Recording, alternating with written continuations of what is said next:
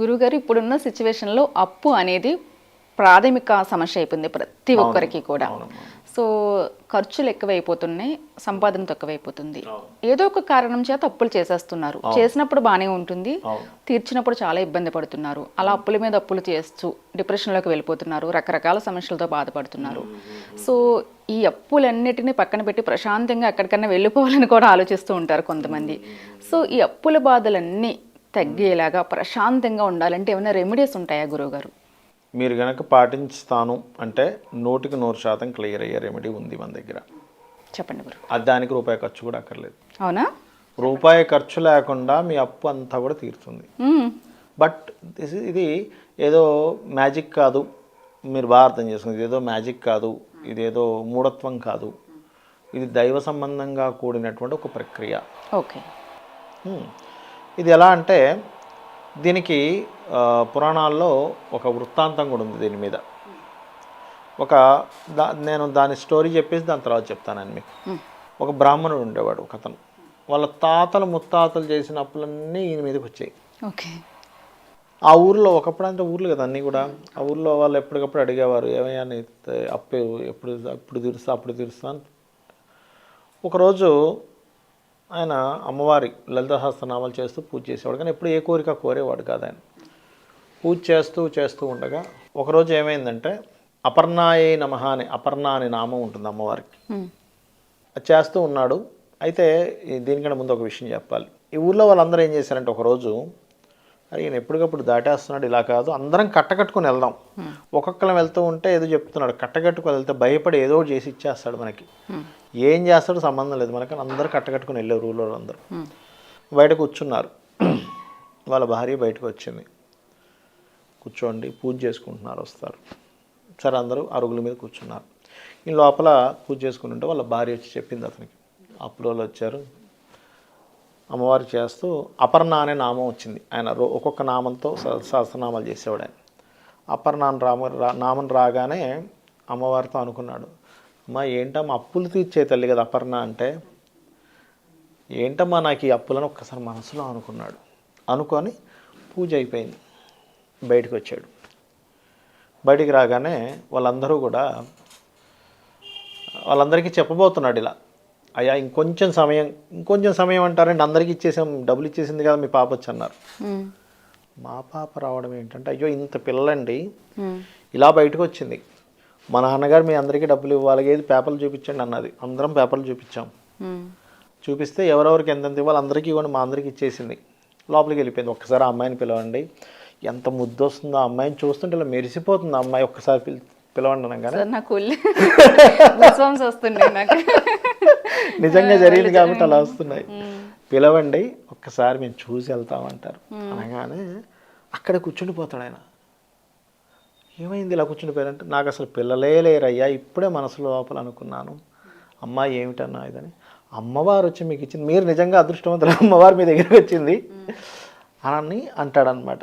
అంటే అమ్మవారు వచ్చి తీర్చేసింది, అమ్మవారు వచ్చి తీర్చారు డైరెక్ట్గా. ఆ తర్వాత ఆ ఊరి రాజు పిలిచి అతనికి ఒక ఆస్థానంలో ఒక స్థానాన్ని ఇస్తాడు. ఇది ఎందుకు చెప్తున్నానంటే, లలితా సహస్రనామాల్లో అపర్ణ అనే నామం ఉంటుంది.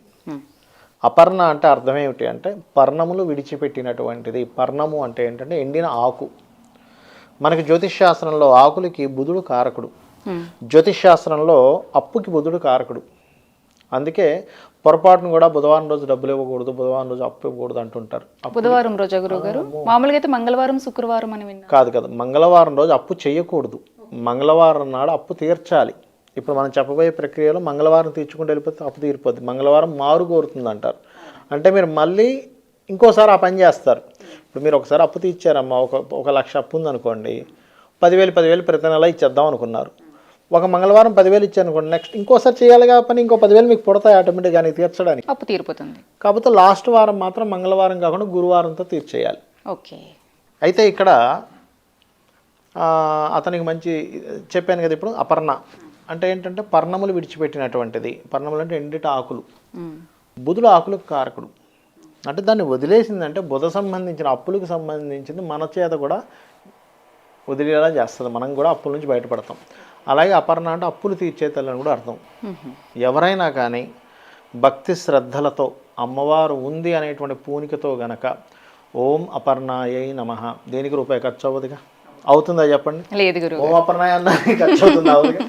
అరగంట లేదు ఇంకా నాకు టైం ఉందండి, ఒక గంట కనుక మీరు చేసుకోగలిగితే, మీరు ఒక పుస్తకంలో అసలు మీకు ఎంత అప్పు ఉంది, మీ సోర్సెస్ ఏంటి, మీరు ఇంకా కష్టపడితే ఇంకెంత సంపాదించాలి, ఒక 50,000 సంపాదిస్తున్నాం, అప్పు ఒక 5 లక్షలు ఉందనుకోండి, నెల 10,000 కడతామా 20,000 కడతామా, నా సోర్స్ పెరగాలంటే ఏం చేయాలి, ఒక పేపర్ మీద రాయండి నా మాట విని. ఎందుకు రాయమంటున్నానంటే మైండ్కి ప్రూఫ్ కావాలి, మీరు ఎలా తీరుస్తున్నారు అనేది సబ్కాన్షియస్ మైండ్కి రాత రూపంలో కావాలి. మీరు అందుకే చూడండి చిన్నపిల్లలకి పాతకాలంలో నువ్వు 10 సార్లు చదవడం కదా, ఒకసారి రాయి నీకు 10 సార్లు చదివినంత ఫలితం వస్తుంది అనేవారు. Because of subconscious mind connect అవుద్ది దానికి. ఓకే. మీరు గమనించినట్లయితే రెగ్యులర్గా కార్ డ్రైవ్ చేసే వాళ్ళకి సబ్కాన్షియస్ మైండ్ డ్రైవ్ చేస్తుంది, కారు కానీ బైక్ కానీ. యాక్చువల్గా మనిషి డ్రైవ్ చేయడు, అంటే మనిషి కూడా చూసుకుని ఉంటాడు, బట్ మనకు తెలియకుండా వెళ్ళిపోతూ ఉంటాం. చూడండి మాట్లాడుతుంటాం వెళ్ళిపోతుంటాం, కానీ మనిషి డ్రైవ్ చేస్తూ రాయలేడు. ఎందుకంటే రాత ఈ సబ్కాన్షియస్ మైండ్, డ్రైవింగ్ ఈ సబ్కాన్షియస్ మైండ్. సబ్కాన్షియస్ మైండ్ ఎప్పుడు ఒక పని చేయగలదు, రెండో పని చేయలేదు. ఓకే. మీరు గమనించండి, ఏమైనా చేయగలం కానీ డ్రైవ్ చేస్తూ రాయలేం. ఎందుకంటే కాన్సన్ట్రేషన్ ఇక్కడికైనా వెళ్ళాలి లేకపోతే అక్కడికైనా వెళ్ళాలి, రెండు పనులు ఒకసారి చేయలేం. అలా మీ సబ్కాన్షియస్ మైండ్ కంప్లీట్గా కనెక్ట్ అవుతుంది దానికి. రాశారంటే మీ సబ్కాన్షియస్ మైండ్కి మీరు ఒక విషయాన్ని చెప్పారు, ఇది నా ప్లానింగ్, ఇంత వస్తే నేను చేయగలను, ఇంత నేను కష్టపడగలను, దిస్ ఈజ్ ద సోర్స్ అని మీరు ఎప్పుడైతే రాశారో ఒక క్లారిటీగా, అప్పుడు మీ సబ్కాన్షియస్ మైండ్ పని స్టార్ట్ చేస్తుంది. ఓకే. మంగళవారం మీరు అప్పు ఇవ్వడం, అప్పు తీర్చేయడం స్టార్ట్ చేస్తూ, ఉదాహరణకు ఒక 10 లక్షల రూపాయలు అప్పు ఉందనుకోండి, 10 వీటిలో కట్టేయాలి, 10,000 మంగళవారాలు ఇస్తూ వెళ్ళండి. లాస్ట్ మంగళవారం కాకుండా గురువారం ఇచ్చేసేయండి, లాస్ట్ 10,000 గురువారం లాస్ట్ది, ఫస్ట్ది కాదు. రోజు అపర్ణాయ నమః మంత్రం ఒకటి. అప్పు తీరాలి కానీ సంపద కూడా పెరగాలి కదా. లలితా సహస్రనామాల్లో ఓం సంపత్కరీ సమారూఢ సింధుర వ్రజ సేవితాయై నమః. దీనివల్ల ఏమవుతుంది అంటే సంపత్కరీ అమ్మవారు లలితా అమ్మవారి చుట్టూ ప్రదక్షిణాలు చేస్తూ, సింధూరములు అంటే ఏనుగుల చేత ప్రదక్షిణాలు చేస్తూ అమ్మవారిని సేవిస్తుంది అని అర్థం.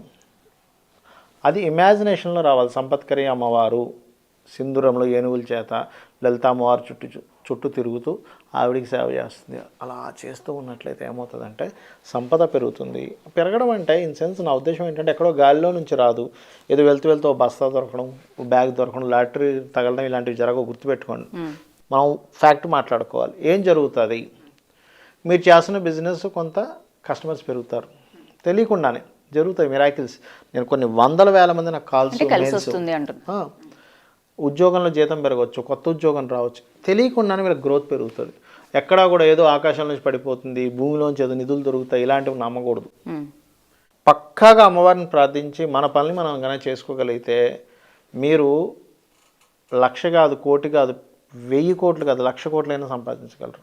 బికాజ్ ఆఫ్ మనం కష్టపడడం ఇన్ఫినిటీగా ఉంది విశ్వంలో. కష్టపడితే మనం ఒక రూట్ చూపించగలిగితే అదే దాని పరంగా సబ్కాన్షియస్ మైండ్ అంటే ఎవరో కదా, అమ్మవారే. లలిత సహస్రనామాల్లో చెప్తారు, సహస్రారాంబుజారూఢ సుధాసారాభివర్షిణి అంటారు. అంటే సహస్రారం దగ్గర అమ్మవారు ఉండి సుధాసార వర్షాన్ని కురిపిస్తూ ఉందట. అంటే that is the thoughts, opportunities, thoughts, అవన్నీ వర్షం అంటే. అది మనం పట్టుకోవట్లేదు అని, అంతే. అది అవి పట్టుకుంటే మనం ఖచ్చితంగా బాగుంటుంది, ఖచ్చితంగా అప్పు తీరుతుంది. అప్పు ఇంకోటి ఏంటంటే అప్పు విషయంలో ఒక ల్యాండో గృహమో తీసుకుందాన్ని అప్పుగా భావించకూడదు అంటారు. అది అసెట్ కదమ్మా, పెరుగుతుంది. చాలా మంది చేసే మిస్టేక్ చెప్పమంటారా, ఇక్కడ ఇంకో చిన్న మిస్టేక్ చేస్తున్నారు అందరు, నేను మీకు ఇవాళ చెప్తాను మీకు. ఒక ల్యాండ్ తీసుకుంటారు, దానికి ఇన్స్టాల్మెంటో ఒక ఫ్లాటో తీసుకుంటారు, ఇన్స్టాల్మెంట్ కడుతుంటారు. అయ్యో అప్పు ఉందండి, అప్పుల పాలు అయిపోయి అప్పు ఎందుకు అనుకోవాలంటాను నేను. దాన్ని ఏమంటానంటే నీకు అసెట్ మిగులుతుందిగా, నువ్వు మాటిమాటికి అప్పుల పాలు అంటూ అయిపోయాను అంటూ ఉంటే మీకు తెలియకుండా ఆ మంత్రం చాంటింగ్ చేస్తున్నారు. అది కూడా సబ్ కాన్షియస్ మైండ్లోకి వెళ్ళిపోతుంది. సబ్ కాన్షియస్ మైండ్కి ఇది చెడ్డు, మంచి కాదు, మీరు ఏది అనుకుంటే అది ఇస్తుంది. అప్పుల పాలు అయిపోయేలా, ఇది వీళ్ళకి అప్పుల పాలు అవడం అంటే ఇష్టమా అనుకుంటుంది అది. మేము చక్కగా ఫ్లాట్ కొనుక్కున్నాం, అమ్మాయి మేము చక్కగా ఫ్లాట్ కొనుక్కున్నాం అనుకుంటే అది యాక్చువల్గా ఒక మంచిది, కానీ అప్పు ఉందనే బాధలోనే ఉంటాడు. ఫ్లాట్ కొనుక్కున్నాం అనేటువంటి ఆలోచనలో ఉండడు మనిషి. అవును. నువ్వు సరదాగా వేరేవి క్రెడిట్ కార్డ్స్ కాసు ఖర్చు పెట్టేసాను కూడా అప్పుడు అనుకోండి పర్లేదు, అంటే అనుకోమనట్లేదు, నేను తీర్చేయగలుగుతున్నా అనుకోండి, ఎంత అప్పున్నా తీర్చేయగలుగుతున్నా అలా అనుకోవాలి. ఇంత అప్పు ఉంది అని అనుకోకూడదు ఎప్పుడు మైండ్లో. ఎన్ని అప్పులున్నా నేను తీర్చేయగలుగుతున్నా, నేను ఆరామ్సే కట్టేయగలుగుతున్నా. ఇంకా ఎలా అంటే ఎప్పుడు కూడా పాజిటివ్గా థింక్ చేయాలి. అలాగా నా సిబిల్ చూసిన తప్పు వస్తుంది నాకు. Think positive. మాట్లాడేటప్పుడు కూడా ఎవరైనా అడుగుతారు, ఇప్పుడు చాలా చిన్న చిన్న విషయాలే కానీ ఎలా ఉంటాయంటే, ఎవరో ఫ్రెండ్ వస్తారు, ఏమిరా క్రెడిట్ కార్డ్ ఎంత ఉంది అంటే, అరే క్రెడిట్ కార్డ్ మీద మస్తు అప్పు ఉంది, ఏం చేయాలో అర్థం కావట్లేదు. కాదు, అలా అనకండి. నా క్రెడిట్ కార్డ్ సిబిల్ వల్ల నాకు మస్తు అప్పులు ఇస్తున్నారు, దానికి తగ్గట్టుగా నేను ఆపర్చునిటీస్ వెతుకుంటూ తీర్చేస్తున్నాను. పాజిటివిటీ. పాజిటివ్గా ఉండాలి.